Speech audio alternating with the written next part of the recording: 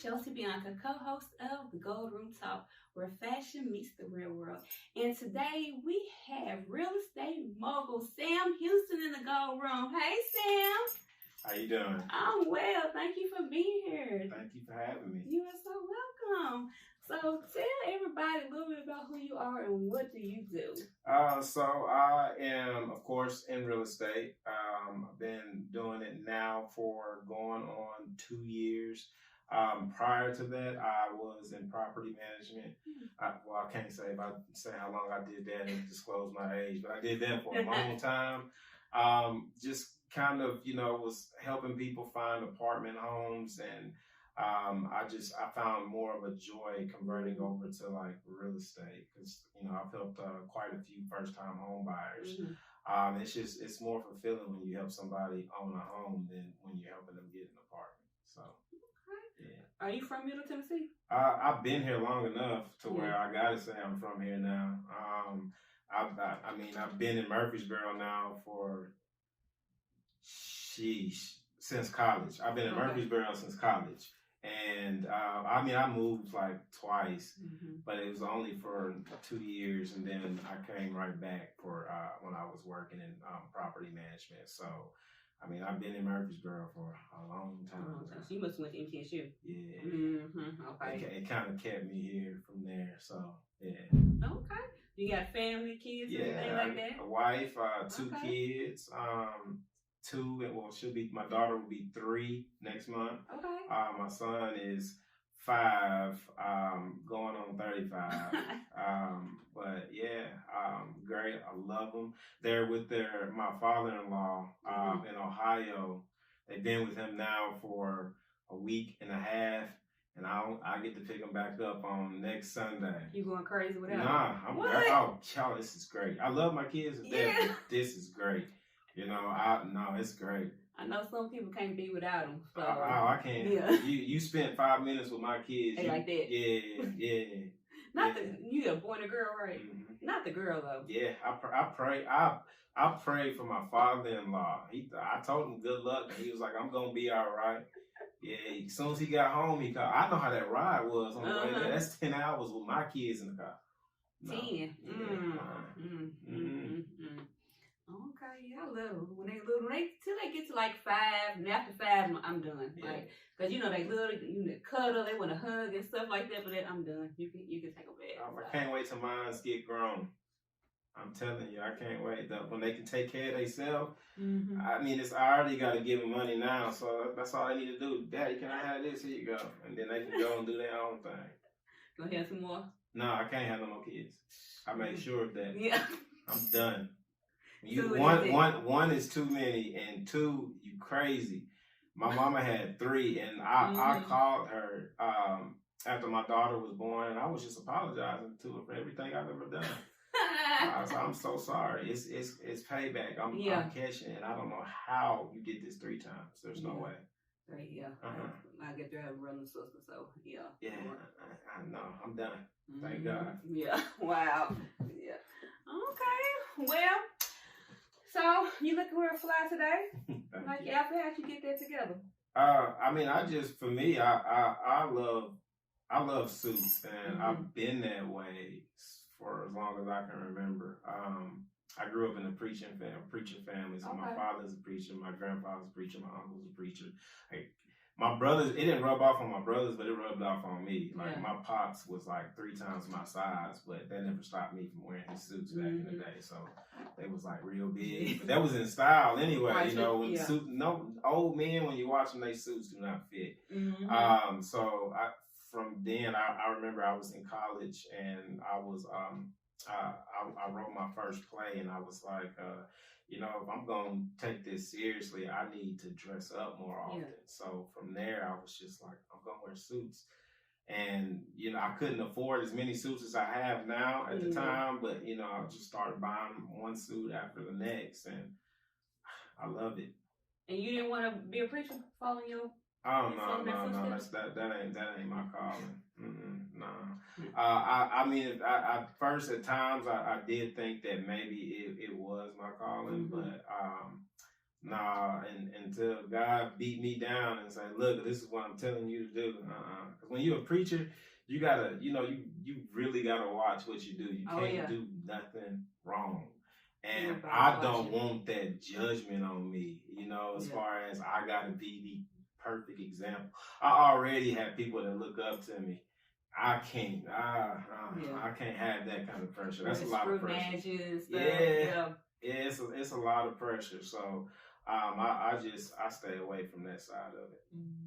That's good. I thought about that. I guess everybody has a calling. So then that wasn't it for you. It's real estate, making all the money, still does all these dream homes. That's you. I like that much better. It's not as much pressure when it comes to selling houses as it does to preaching the gospel. Excuse me. So maybe later, but not right now. Okay. Well, let me ask you this. I know we have a lot of people that are moving here, people that are looking to buy homes. I know people myself looking to buy homes. So what would be the first step you would say or to direct someone, and what should they do in the home buying process? Okay, so the first step I would say is contact a local realtor. Such as myself, so that we can help guide you through the process. It's okay to talk with a lender first. The lender can point you over to one of their preferred realtors that they use. But it's important to connect with a realtor so that we can connect you with lenders that we know can get you to the closing table and get the job done. Because it's horrible when you go under contract and then it comes time to closing day and you're at closing day and then to hear you can't close on the house. Right. That ain't no news that anybody wants to hear. And you may have been waiting 30, 45, 60 days even to get this deal done. And a lot of that can deal with the lender that you use to close on deals. Because sometimes lenders don't inform, not all lenders, some lenders may not inform the buyers of what they can and cannot do during the process. Because there's certain things, once you go under contract, you don't want to open up any new credit cards. Right, okay. You don't want to,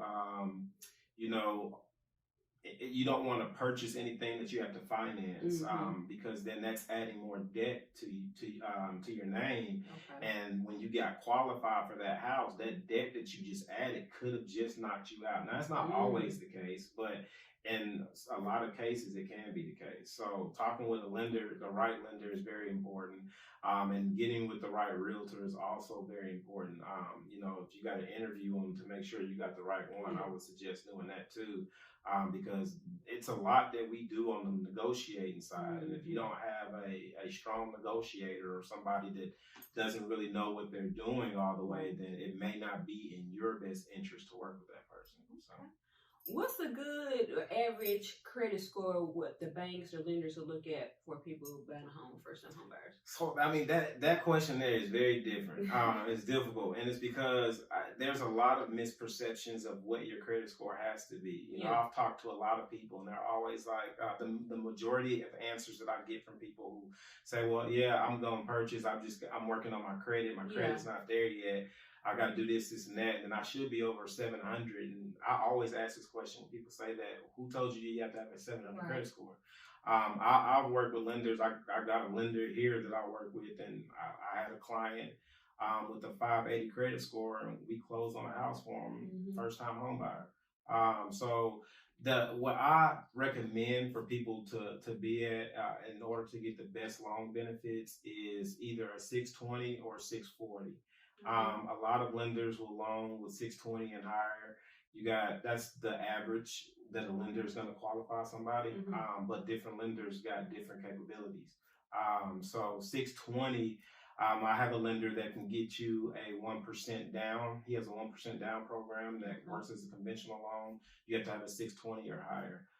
My favorite loan to work with my clients, especially my first-time home buyers, is the THDA loan for first-time home buyers. And I like that program the most because you have to qualify for it. So you have to have a 640 credit score.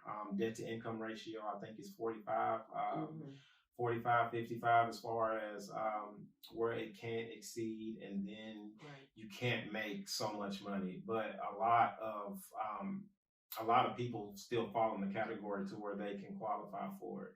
Uh, you meet the requirements to it, then they cover 6% of your down payment, or 3% because the down payment is 3.5%. So they cover that loan itself covers 6%, and 3.5% goes to your down payment. The other 2.5% goes towards your closing costs. So down payment's already covered. You don't have to worry about paying a down payment. Then you got closing costs. Well, it covers 2.5%. That may not be enough for all of your closing costs. Yeah. That's where people like me can come into play. I'll negotiate your contract, make the seller pay the rest of your closing costs. So now, what do you pay? Appraisal, home inspection. Mm-hmm. Then you still have to pay for the earnest deposit, which in Tennessee is usually 1%. But I'm gonna get that back for you once you close. So then out of pocket, what you really just came out with when you go under this program is $1,000 estimated, and that's for your appraisal and your home inspection. Y'all hear that?